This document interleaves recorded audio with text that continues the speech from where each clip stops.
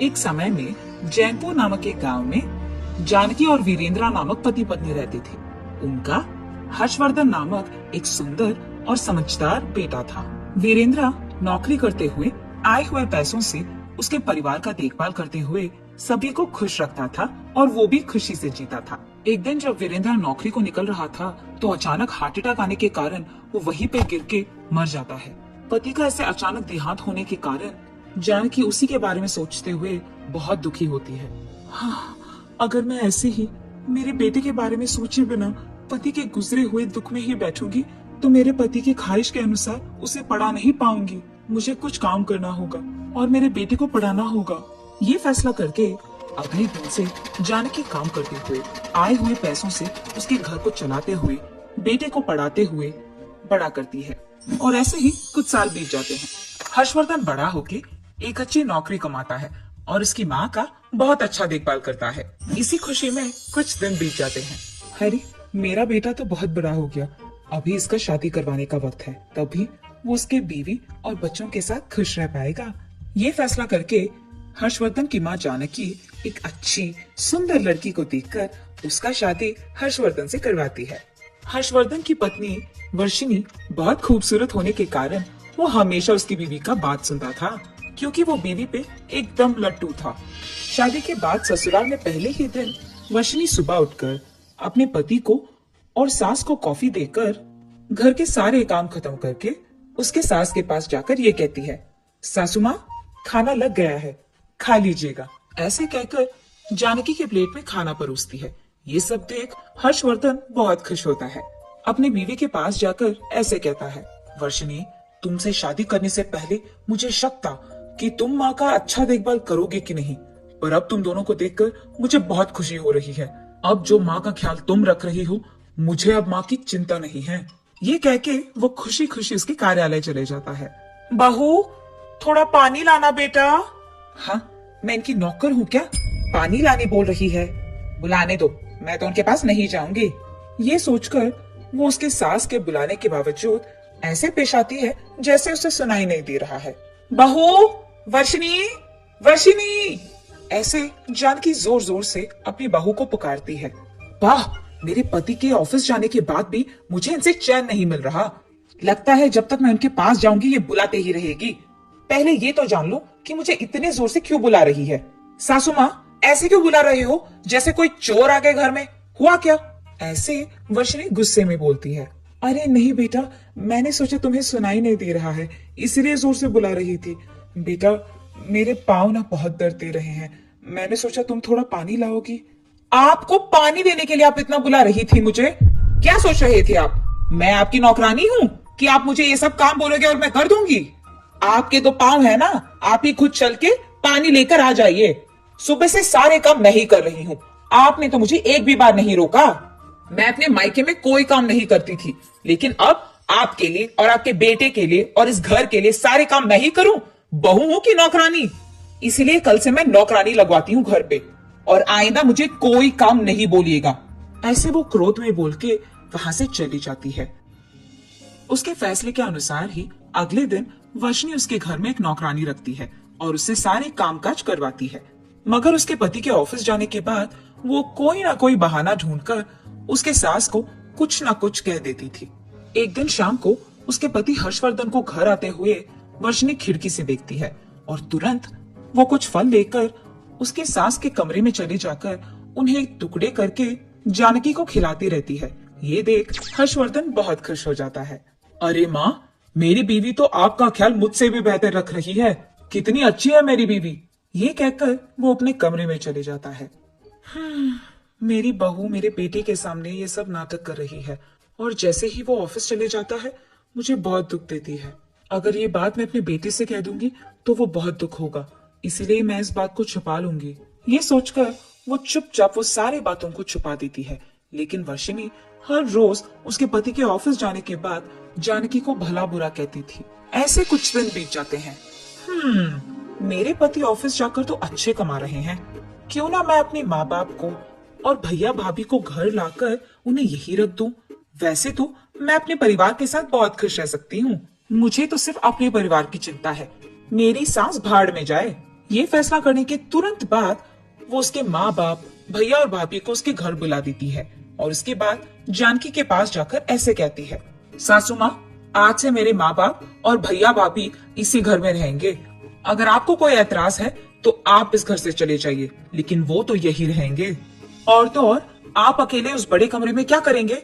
मेरे माँ बाप उस कमरे में रहेंगे और इस बगल वाले कमरे में मेरे भैया और भाभी रहेंगे। आप तो वैसे भी अकेले हैं, आप तो कहीं पे भी सो सकती हैं ना। मैं अपनी बेटी को देखे बिना एक भी दिन नहीं रह सकती, इसीलिए मेरे बहू और उसके परिवार वाले चाहे कितना भी दुख मुझे दे, मैं मेरे बेटे को और इस घर को छोड़कर नहीं जाऊंगी। ये फैसला करके वो उसके ही घर में एक कोने में पड़ी रहती है। जब हर्षवर्धन नौकरी से घर आता है तो अपने माँ को उसके कमरे में ना देख और उसके सास ससुर को वहां देख चौंक जाता है और उसके बीवी के पास जाकर उसे पूछता है, वर्षिनी, ये क्या? मेरे माँ के कमरे में तुम्हारे माता पिता क्या कर रहे हैं? सुनिए, आपकी ही माँ ने कहा था कि उनके कमरे में मेरे माँ बाप रहेंगे, लेकिन आप मेरे बारे में बुरा सोच रहे हैं। आपकी माँ ने जानबूझकर ऐसे किया है ताकि आपको लगे कि मैं उनकी देखभाल नहीं कर रही हूँ।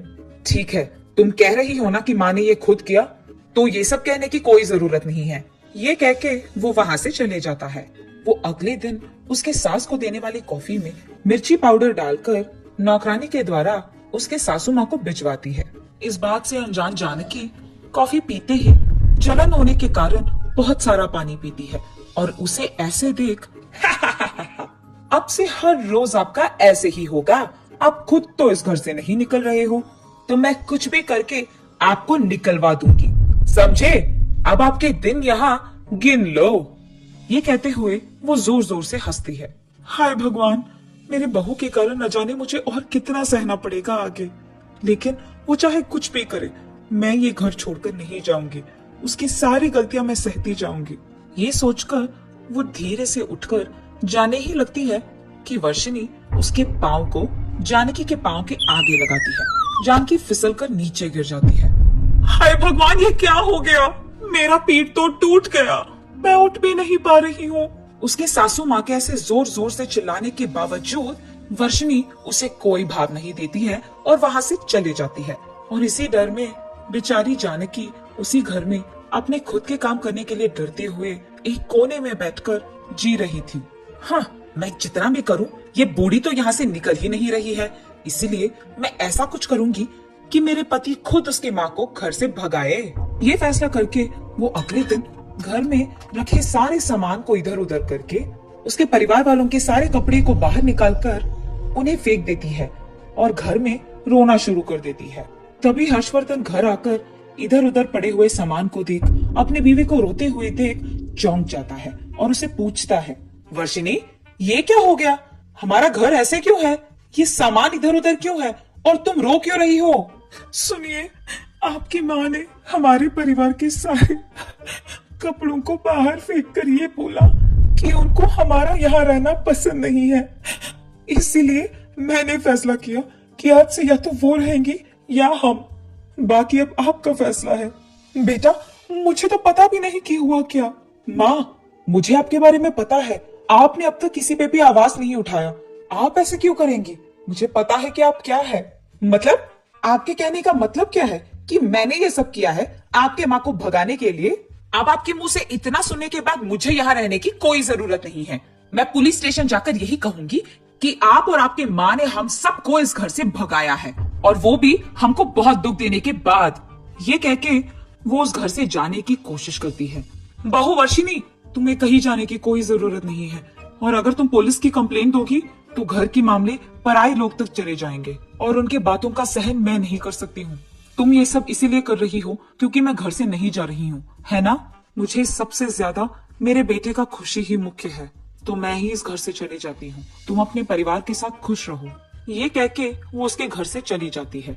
उसकी माँ चली भी जाती है, लेकिन वो कुछ नहीं कह पाता है और अपने आप में बहुत दुखी होता है। मैं अपने बेटे को देखे बिना तो एक भी दिन नहीं रह सकती हूँ, इसीलिए मुझे आसपास के किसी घरों में रहना होगा ताकि मैं उसे हर रोज देख तो सकती हूँ। ये सोचते हुए वो चलती ही रहती है कि रास्ते में उसे उसका दोस्त मंजुला मिलती है। अरे जानकी, कैसी हो तुम? और इस समय में कहाँ जा रही हो? उसके ऐसे पूछने के बाद जानकी जो भी हुआ मंजुला को समझाती है। वो सब सुनकर मंजुला ऐसे कहती है, जानकी फिक्र मत करना, तुम्हारी बहू उसका गलती मानकर एक ना एक दिन जरूर तुम्हें उसके घर वापस ले जाएगी। मगर तब तक अगर तुम्हें ऐतराज ना हो तो तुम मेरे घर में रह सकती हो। मंजुला का घर भी मेरे ही घर के पास है, तो मैं उसके घर में रहकर अपनी बेटी को देख सकती हूँ। मंजुला, मुझे तुम्हारे घर में रहने के लिए कोई ऐतराज नहीं है। कम से कम ऐसे तो मैं अपने बेटे को दूर से देख पाऊंगी। उसके ऐसे कहने पर मंजुला जानकी को उसके साथ उसके घर ले जाती है, जहाँ जानकी हर रोज दूर से अपने बेटे को देखते रहती है। उसके सासू माँ के चले जाने के बाद वर्षिनी उसके परिवार के साथ खुशी से रहने लगती है। ऐसे कुछ दिन बीत जाते। एक दिन वर्षिनी का भैया उसके पास जाकर, वर्षिनी मुझे 10,000 की जरूरत है, दो ना बेटा। भैया, जो भी आपको चाहिए घर में ही तो है, अभी आपको पैसों की क्या जरूरत है, और वो भी इतना? वैसे आपको देने के लिए मेरे पास पैसे है भी नहीं, और आइंदा मुझे ऐसे पैसे मत पूछना। ये कहकर वो गुस्से में वहां से चली जाती है। मैंने तो सोचा ये मेरी बहन है तो कुछ भी पूछ सकता हूँ, लेकिन ये तो ऐसे पेश आ रही है जैसे ये कोई रानी हो। फिलहाल तो इसने पैसे देने से इनकार कर दिया, बाद में मुझे भी घर से निकाल देगी, क्या पता। तब तक मुझे इंतजार नहीं करना, अभी मुझे इसके बारे में कुछ ना कुछ करना होगा, इसे ऐसे आसानी से छोड़ना नहीं। ऐसे वो सोच में पड़ जाता है। हाँ, ये ठीक रहेगा, अगर मैं ऐसे ही करूंगा तो जीवन भर मुझे कोई चिंता नहीं होगा। लेकिन मुझे ये सब पहले अपने माता पिता को बताना होगा। माँ, पापा, मुझे आप दोनों से कुछ बात करना है। हमको तो बचपन से पता है कि वर्षिनी बहुत लालची है। जैसे उसने अपनी सासू माँ को घर से भगाया है, वैसे भी हम लोगों को एक ना एक दिन जरूर भगाएगी। इसीलिए हम उसको और उसके पति को मार डालेंगे, तब तो उसका सारा जायदाद हमारा ही होगा, और हमें रोकने के लिए उसकी सास भी तो घर पे नहीं है। यही अच्छा मौका है, हम खुशी से इसी घर में रह पाएंगे। बेटा, लेकिन वो तो तुम्हारी बहन है, तुम जैसे सोच रहे हो ना वैसे कुछ नहीं होगा, तुम गलत सोच रहे हो। अरे माँ, तुम ये सब सोचोगी ना तो ऐसे ही लगेगा आपको। मैं कह रही हूँ, इन दोनों को जान से मार डालेंगे तो हम इनसे छुटकारा पाएंगे, और ये सब हमारा होगा। हम इसी घर में सुख शांति से रह पाएंगे। ऐसे वो लोग चर्चा कर रहे होते हैं कि उस घर की नौकरानी ये सब सुनकर मंजुला के घर में मौजूद जानकी को ये सब कह देती है। मुझे तुरंत ये बात मेरे बेटे और बहू को कह देना होगा। मगर जानकी, तुम्हारी बहू तुम्हारी बातों पे विश्वास नहीं करेगी, इसीलिए हमें आज रात तक इंतजार करना होगा, ताकि हम इनका असली स्वरूप उसके सामने खुद दिखा पाएंगे। ठीक है मंजुला। ये फैसला करके मंजुला और जानकी दोनों वर्षिनी के घर जाकर आधी रात को छुप जाते हैं। इतने में वर्षिनी का पूरा परिवार बिना कोई आवाज करे वर्षिनी के कमरे में चले जाते हैं। वर्षिनी और उसके पति हर्षवर्धन को अच्छी नींद में देख ये उन दोनों को जान से मारने की कोशिश कर ही लेते हैं कि इतने में, तुम्हें क्या लगता है कि यहाँ कोई नहीं है?